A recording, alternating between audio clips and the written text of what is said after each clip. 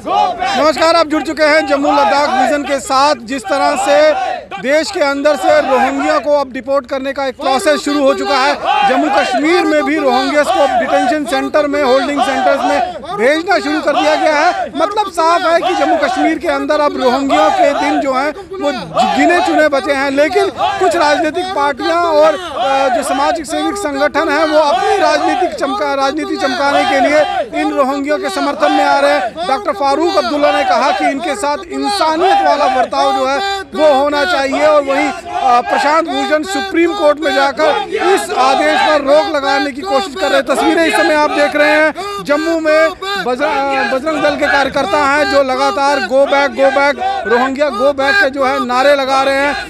नीचे जो है रोहिंग्यास का उन्होंने फारूक अब्दुल्ला का पुतला फूंका है। और यहाँ पर तस्वीरों में आप साफ तौर पर देख सकते हैं कि किस तरह से लगातार फारूक अब्दुल्ला के खिलाफ जो है वो गुस्सा फूट रहा है, प्रशांत भूषण के खिलाफ जो है वो गुस्सा फूट रहा है।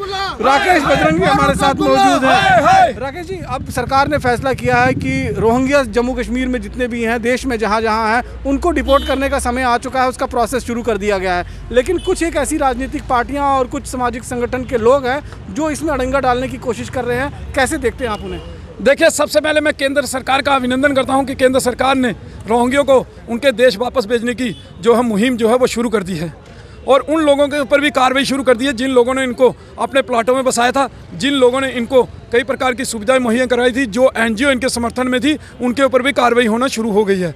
लेकिन जब केंद्र सरकार इनको बाहर निकालने जा रही है तो कुछ लोगों का रोहिंग्या के प्रति प्रेम जो है वो जागृत होने लग गया है, वो सामने आ रहा है। जिनमें सबसे पहले डॉक्टर फारूक अब्दुल्ला हैं, उसके बाद दूसरे नंबर पे जो हैं वो हैं एडवोकेट प्रशांत भूषण, जो पहले भी सुप्रीम कोर्ट में गए थे और अब वो दोबारा सुप्रीम कोर्ट जो है वीरवार को पहुंच गए हैं। तो ये प्रेम जो है इनका सामने वो लोगों के सामने आया है कि किस प्रकार से ये रोगियों के समर्थन में हैं। हम केंद्र सरकार से ये मांग कर रहे हैं कि इनके ऊपर भी उन धाराओं के, विभिन्न धाराओं के तहत मुकदमा दर्ज करके इनको जेल के सलाखों के पीछे डालना चाहिए।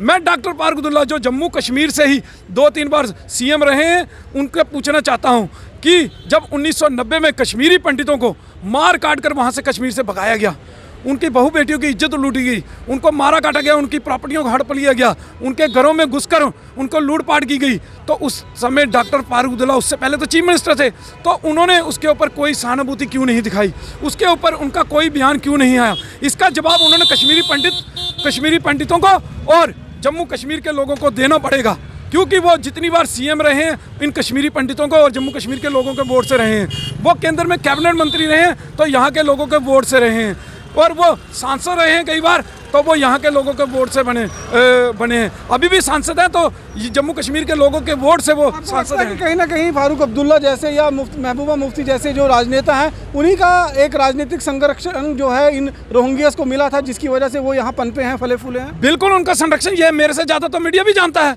क्योंकि मीडिया ने इसके ऊपर स्टोरीज की हैं। मैं धन्यवाद करता हूँ मीडिया का भी कि जिस प्रकार से सारे कई चैनल जो हैं वो उनकी कॉलोनियों में गए, उनको स्टोरीज की और लोगों को बताया कि ये किस प्रकार से कितने क्राइम में शामिल रहे हैं, किस प्रकार से ये आर्मी के साइडों के एरियो में ये बसे, तो जो हमारे देश की सुरक्षा के लिए बहुत बड़ा खतरा है।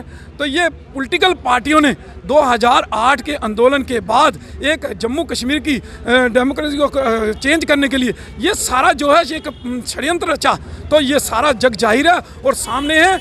और अब जो ये डॉक्टर फारूक अब्दुल्ला जो बयान दे रहे हैं, ये अपनी बची खुची जो इनका जनाधार जो कश्मीर में बचा है उसको साधने की कोशिश कर रहे हैं। जम्मू के लोग तो आज एनसी के खिलाफ हो चुके हैं, यहाँ के लोग जो हैं इनको घास नहीं डाल रहे हैं। तो ये एक मुस्लिम बोर्ड को साधने की कोशिश और उन लोगों के प्रति प्रदर्शन करवाकर इन लोगों को रोकने की जो कोशिश है, जो केंद्र सरकार के काम में अरोड़ा हटाने की जो इनकी मंशा है। कहीं ना कहीं जिन रोहिंग्याओं को इन लोगों ने पाला पोसा, यहाँ पनपने दिया, यहाँ पर उनको रोजगार दिलवाया, बाकी चीज़ों में भी जो है उनकी काफ़ी मदद की गई, और जब जब रोहिंग्यास को हटाने की मांग की गई तो सबसे बड़ा अड़ंगा यही डालते रहे। आज जब केंद्र सरकार ये फैसला ले चुकी है कि अब इनको वापस जाना होगा, तो सबसे ज़्यादा तकलीफ इन्हीं को हो रही है। बिल्कुल, सबसे ज़्यादा तकलीफ ये सामने आ रहे हैं ना, ये वो चूहे बिल से बाहर निकल के आ रहे हैं जिनका इनके प्रति प्रेम था, जो इनके पास जाते भी थे और इनको फंडिंग भी पहुँचाते थे, इन्हीं की तो एनजीओ हैं जो इनको फंडिंग करती रही हैं, जिन्होंने इनको जाली डॉक्यूमेंट्स बना के दिए हैं, चाहे वो पासपोर्ट है, आधार कार्ड है, चाहे वो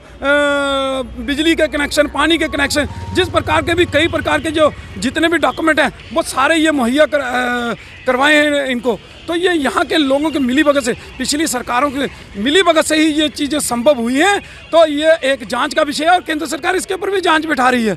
तो ये जल्द सामने आएगा कौन कौन इसको बसाने वाले हैं, ये सारा क्लियर जो है वो सामने आएगा और आपके माध्यम से ही हम सभी को मालूम चलेगा कि ये कौन कौन से चेहरे हैं जो आज तक इनके प्रति प्रेम जाहिर करते थे। साफ तौर पर देख सकते हैं शिवसेना का कहना है कि लगातार जिस तरह से रोहिंग्यास को अब जम्मू कश्मीर से बाहर निकालने की प्रक्रिया शुरू हो गई है, उसको लेकर डॉक्टर फारूक अब्दुल्ला के पेट में दर्द हो रहा है। इसीलिए वो इस तरह का बयान जाहिर कर रहे हैं कि इनके साथ जो है ह्यूमैनिटेरियन ग्राउंड पर जो है वो पेश आना चाहिए, इंसानियत का कहीं ना कहीं जो रवैया जो है उनके साथ अपनाना चाहिए। और कहीं ना कहीं जिस तरह से जम्मू कश्मीर से रोहिंग्यास को हटाने की अब मांग लगातार पिछले कई सालों से बढ़ती जा रही थी, उसी मांग को पूरा करते हुए केंद्र सरकार ने ये फैसला कर लिया है कि अब इन रोहिंग्यास के भारत के अंदर दिन बेहद गिने चुने बाकी बचे हैं। बाकी की अन्य खबरों के लिए जुड़े रहें जम्मू लद्दाख विजन के साथ। नमस्कार।